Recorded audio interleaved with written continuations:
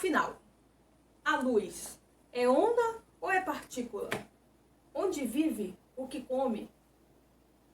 Nós vamos saber tudo isso nesse episódio com a história da física quântica, da física moderna. Então, vamos voltar lá para o tempo de Platão. O que Platão achava da luz? Platão achava que a luz era irradiada pelos olhos, que as pessoas conseguiam enxergar porque elas conseguiam irradiar essa luz que formavam as imagens. É interessante essa forma de Platão pensar. Só que se ele invertesse, estaria correto. Né? Se ele invertesse, a luz é refletida e bate nos olhos. Ok, Platão está correto. Mas não, Platão disse que a luz saía dos olhos e iria até o objeto. E era assim que as pessoas enxergavam. Essa era uma especulação, era filosofia. Euclides concordava com Platão.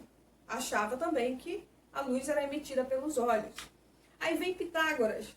Ele acreditava que emanavam dos corpos luminosos na forma de partículas. Percebam que ele já tinha uma ideia bem parecida com o que Max Planck e Albert Einstein comprovaram. Então ele acreditava que os corpos eles emitiam essas luzes que em forma de partículas. Claro que na época ele não utilizou essas palavras que eu estou utilizando. Em 1904, aproximadamente, Isaac Newton descreveu a luz e entendam que Newton não estudou apenas as 3 leis de Newton, a lei da inércia, a lei da dinâmica, a lei da ação e reação. Não foram só essas leis que o Newton formulou. Não foi só isso que Newton estudou. Newton estudou diversas áreas da física, inclusive o comportamento da luz. Tanto é que Newton descreveu a luz como sendo uma corrente de partículas com propriedades ondulatórias. Então Newton já tinha uma ideia muito mais próxima do que nós temos hoje do que é a luz. Huygens se dedicou a estudar o comportamento da luz. E ele percebeu que ele defendeu a teoria de que a luz ela tinha comportamento de onda e não de partícula. E na época já existia esse debate, se a luz é onda ou se ela é partícula.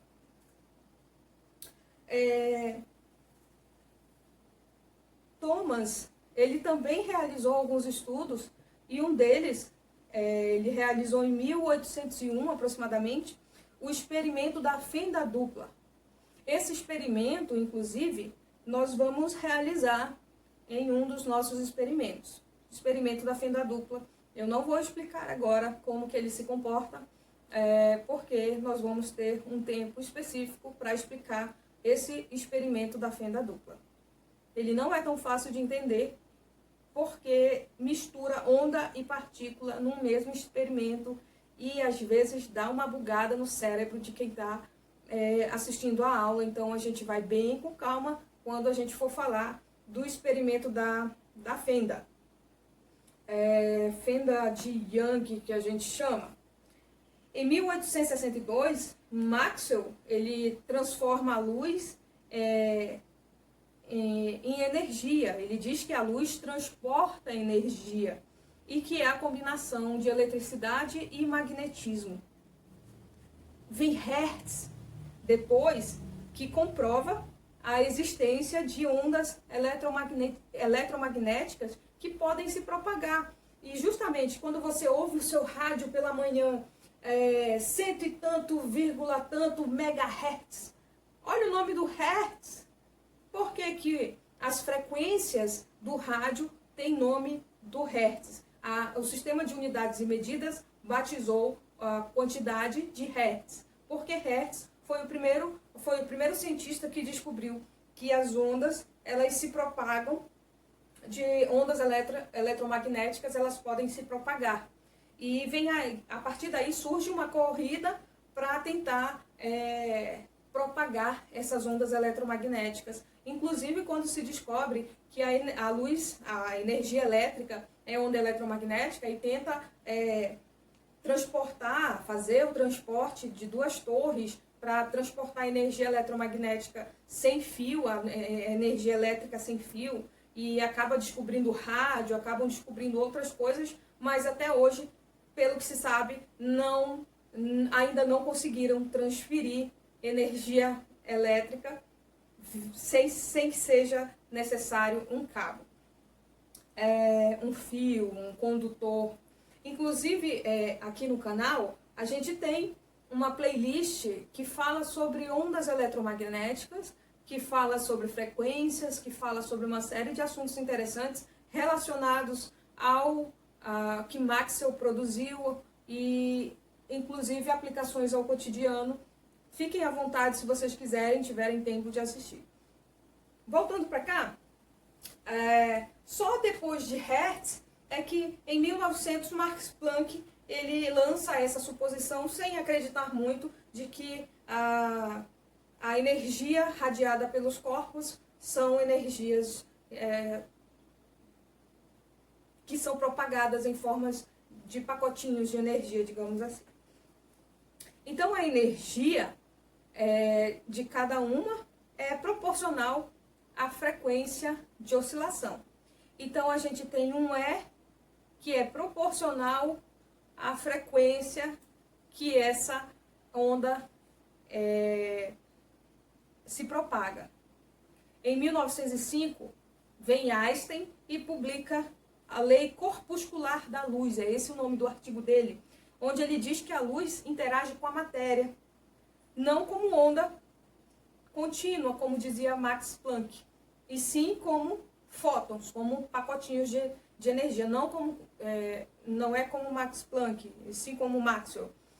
Maxwell dizia que era ondas, e Einstein concordava com Planck quando dizia que era pacotinhos de energia.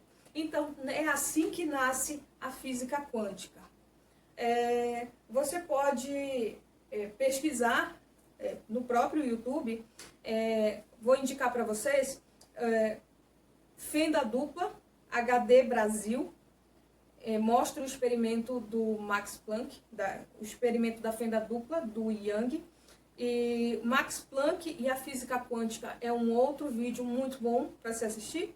E o terceiro vídeo é da experiência de Michelson e Morley, eu acho que é essa pronúncia. Então, esses 3 vídeos eu vou colocar depois no link para que vocês assistam e tenham uma ideia do que retrata esse conteúdo. Sendo assim, eu fiz um apanhado geral de como começa a física quântica. Os passos, claro que eu pulei vários passos aí, tem toda a trajetória do entendimento do próprio átomo, que eu vou deixar para falar exclusivamente do átomo em si, porque se eu misturar física com química aqui, provavelmente vai dar uma bugada. Então, eu falei aqui de como a física surgiu e eu vou falar daqui a pouco, no próximo vídeo, de como a química evoluiu e como que as duas se juntaram e formaram essa ciência que uma depende da outra para se explicar. Uma explica o fenômeno que acontece na outra. Sendo assim, no próximo vídeo a gente vai falar sobre os modelos atômicos e as suas peculiaridades e também as suas implicações dentro da física quântica. Assiste o próximo.